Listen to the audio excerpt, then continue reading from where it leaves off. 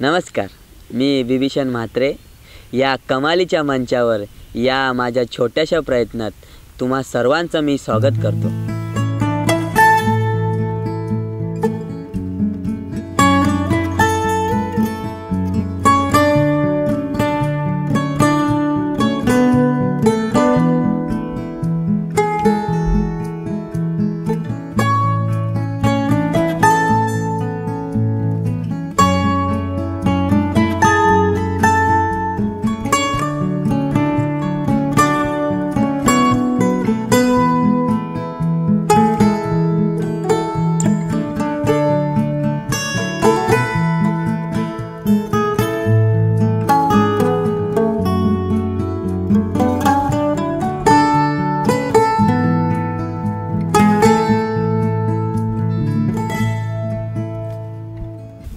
मागच्या वर्षी मी सुद्धा तुमच्यासारखाच घाबरलेला होतो. ह्याचं कारण म्हणजे मला सुद्धा तुमच्यासारखंच चांगल्या कला महाविद्यालयात प्रवेश घेऊन चांगलं शिकायचं होतं आणि त्याकरिता आपल्याला Maharashtra applied arts and craft common entrance test, थोडक्यात CET या प्रवेश परीक्षेत चांगला काम करून चांगले गुण मिळवणं हे खूप गरजेचं होतं. तसे CETसाठी क्लासेस भरपूर होते, पण मला ते थोडे महागडे वाटले. मग मी स्वतःच सरावाला सुरुवात केली आणि ज्या विद्यार्थ्यांनी ही CET दिली होती त्या विद्यार्थ्यांकडून मिळेल तेवढी माहिती आणि मार्गदर्शन घेऊन मी तयारीला सुरुवात केली. खरं तर मागच्या वर्षीची CET ही माझा पहिला प्रयत्न नव्हता. 2015 साली मी CET दिली होती. त्या CETमध्ये मला फारसे यश मिळाले नाही. कदाचित ह्याच धक्क्यामुळे मी शक्य तेवढी माहिती शोधून काढणं आणि स्वतःला तयार करणं हे ठाम ठरवले. आणि जेव्हा निकाल लागला तेव्हा मी सुद्धा हैराण झालो, कारण माझ्या गुणांना चक्क 12वा क्रमांक मिळाला. खूप खुश आणि ऋणी झालो. ऋणी त्या अमूल्य माहिती आणि मार्गदर्शनाचा ज्यामुळे माझे स्वप्न मला पूर्ण होताना दिसले. यंदा तुमची धडपड सुरू आहे आणि या माझ्या छोट्याशा प्रयत्नाने तुम्हाला काही थोडंफार शिकायला मिळेल तर मी माझे ऋण फेडले गेले असे समजू.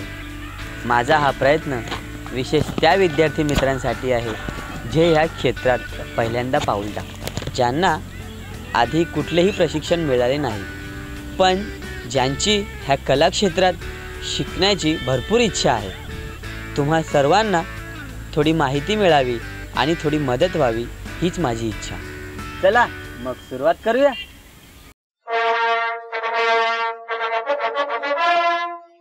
आपली CET ही एकूण 200 मार्काची असते, ज्यात ऑब्जेक्ट ड्रॉइंग किंवा nature drawing, design, general knowledge, memory drawing हे विषय असतात. उरलेले 10 मार्क्स इंटरमिडिएट ड्रॉइंग एक्झामिनेशनमध्ये आपल्याला मिळालेल्या ग्रेड अनुसार दिले जातात. आज आपण माझ्या सर्वात आवडत्या विषय मेमरी ड्रॉइंगपासून सुरुवात करूया.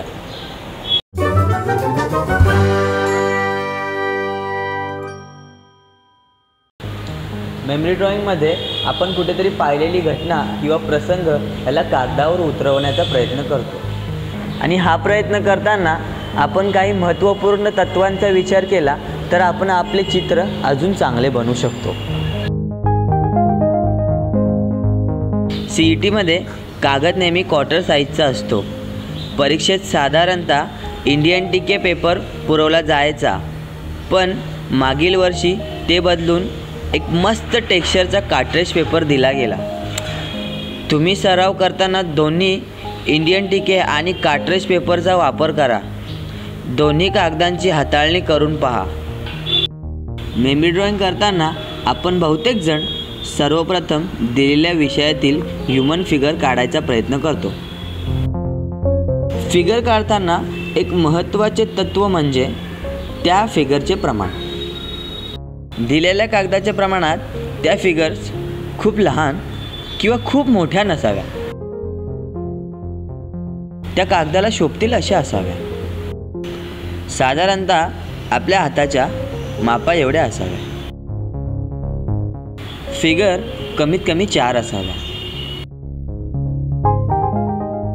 पेपरच्या एकदम कडेला जर एखादी फिगर असेल तर त्याची मांडणी अशी करा ज्याने चित्र बघणाऱ्याची नजर चित्राच्या बाहेर न जाता ती नेहमी चित्रामध्ये असावी ही काळजी घ्यावी.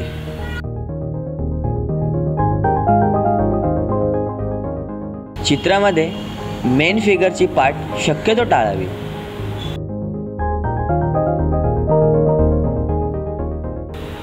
फक्त फिगर काढायच्या ऐवजी त्याच्यामध्ये एक इंटरॅक्शन, एक देवाणघेवाण जर आपण दाखवली तर ते चित्र एकदम जिवंत होतं.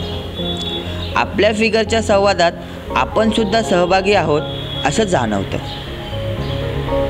आणि हा संवाद आणखी इंटरेस्टिंग बनवण्यासाठी त्यांच्या एक्सप्रेशनवर लक्ष द्या. विविध भाव, एक्सप्रेशन्स आणि नजर ह्या गोष्टींचा आपण थोडा अभ्यास केला तर ते आपल्या चित्रात आपण सहजतेने काढू शकतो. आपल्या मेन फिगर्स आणि त्यांच्यात होणाऱ्या संवादाला किंवा त्यांच्या ॲक्शन्सला प्राधान्य द्या. बाकीच्या फिगर्स थोड्या मागे ढकला. आपल्या मेन फिगर्सला मागील फिगरपेक्षा जास्त डिटेल करा. खूप लांब असलेल्या आणि जर भरपूर फिगर्स काढायच्या असतील तर ते फक्त बाह्य आकाराने सजेस्ट करा.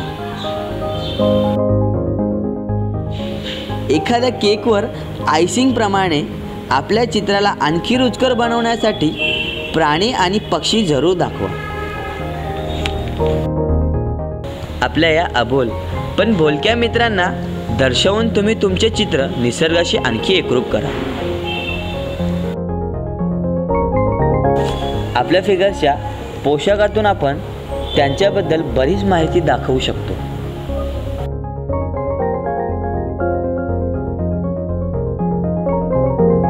अरे हा तर आपला मराठी माणूस, अरे हा तर जेंटलमॅन झाला. दिलेला विषय योग्यपणे साधण्यासाठी आपल्या फिगर्स इतकाच मागचा परिसर सुद्धा फार महत्त्वाचा असतो. आपले चित्र एका शहरातील किंवा गावखेड्यातील आहे, एका खोलीतील किंवा बाहेर मोकळ्या जागेचे आहे, एका बाजारपेठेतील किंवा बगीच्यातले आहे हे पटकन कळून येते. निसर्गचित्र अर्थात लँडस्केप पेंटिंग याच्या नियमित सरावाने तुम्हाला मेमरी ड्रॉइंगमध्ये अतिशय फायदा होऊ शकतो. निसर्गचित्र काढताना आपला सूक्ष्म निरीक्षण आणि कंपोजिशनचा महत्त्वपूर्ण अभ्यास होत असतो. तोच अभ्यास आपण मेमरी ड्रॉइंगमध्ये उपयोगात आणू शकतो. त्याचबरोबर रंगाची हाताळणी तुम्हाला सहजतेने कळते व तुमचं जलरंगामधील स्किल दाखवण्यासाठी एक प्लॅटफॉर्म मिळतं.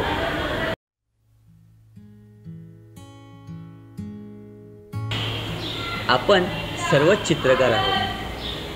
आपल्याला खूप वेळ दिला तर आपण उत्तमातले उत्तम चित्र घडवू शकतो.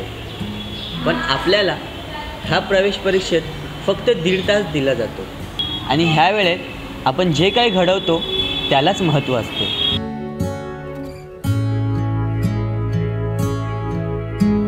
आपल्या मेमरी ड्रॉइंगचा स्केच साधारणतः 15 ते 20 मिनिटात झाला पाहिजे.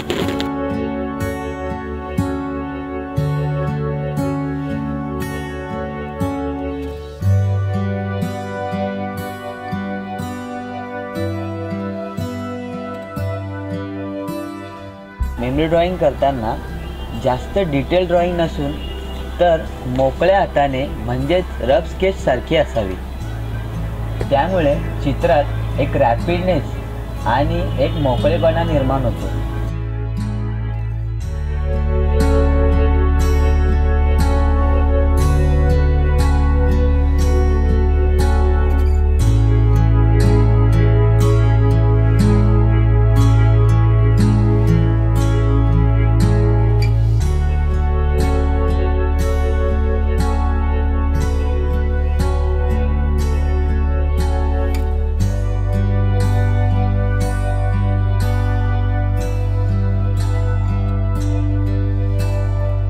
आणि उरलेली 60-70 मिनिटे आपल्याला रंगकामासाठी मिळतात.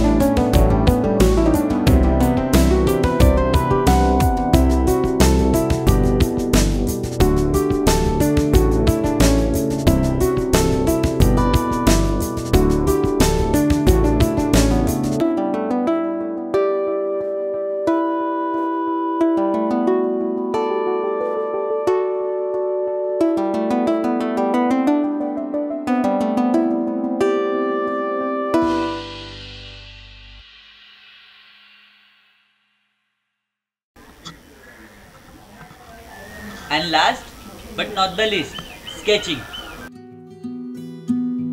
स्केचिंगचं जे महत्त्व आहे त्याला मी थोड्या शब्दात न्याय नाही देऊ शकत.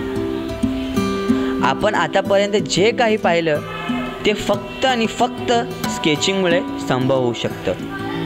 स्केचिंग हा चांगल्या चित्राचा पाया आहे. जमेल तितका आपल्या आजूबाजूच्या परिसराकडे निरखून पहा. एखादा मच्छी मार्केट आपल्याला काढायला सांगितला किंवा एखादा बस स्टॉप जर आपल्याला दाखवायचा असेल तर त्यासाठी काय गरजेचे आहे?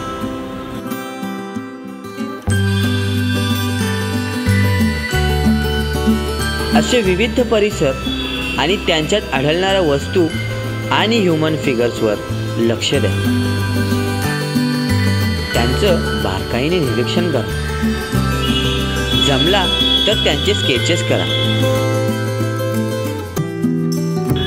ह्यांचा तुम्हाला भरपूर फायदा होईल. नियमित रोज स्केचिंग करा. तुमचं ऑब्झर्वेशन आणि ड्रॉइंग स्किल आणखी मजबूत करा. आय होप की आज आपण जे काही पाहिलं ते तुम्हाला थोडंफार उपयोगात येईल.